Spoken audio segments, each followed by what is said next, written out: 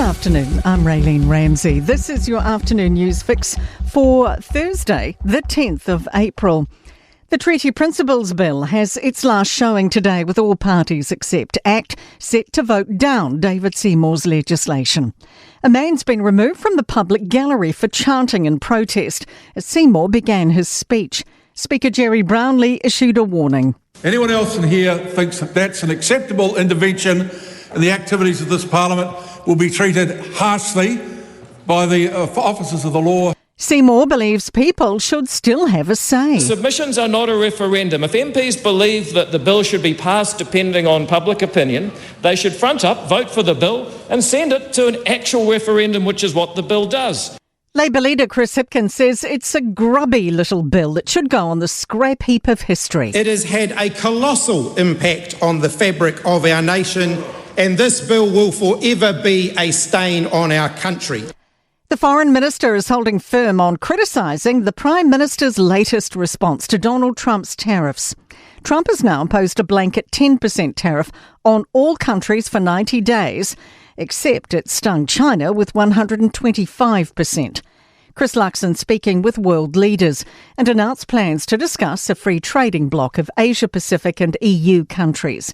But Winston Peters says experience matters and we should wait for developments. It'll come to a resolution much quicker than people think. And as in the last 24 hours, we've already seen the beginnings of that. So let's not panic here. And in the past hour, Luxon has said he's had a great discussion with Malaysia's Prime Minister on working together to support rule-abiding free trade.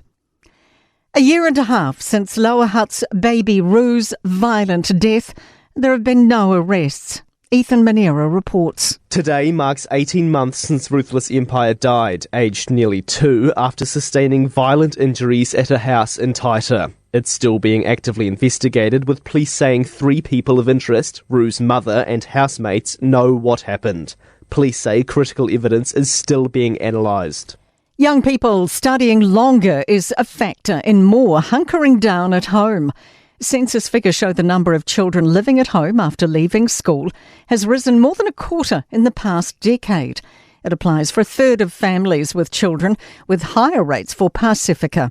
Stats NZ Principal Analyst Rosemary Goodyear says people are likely to study longer than 20 years ago. That's likely to be a contributing factor because if you study, you obviously have a low income and for a longer period of time.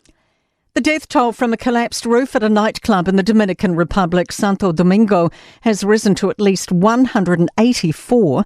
At least 300 people were inside. CBS's Christian Benavides says machinery is lifting debris. Currently, there is an active and urgent search for any survivors who may be buried under the rubble. To sport, and Black Ferns lock Maya Roos says Super Rugby Aupiki in its current form isn't sustainable as the conclusion to Season 4 looms with Saturday's final between the Blues and the Matatu.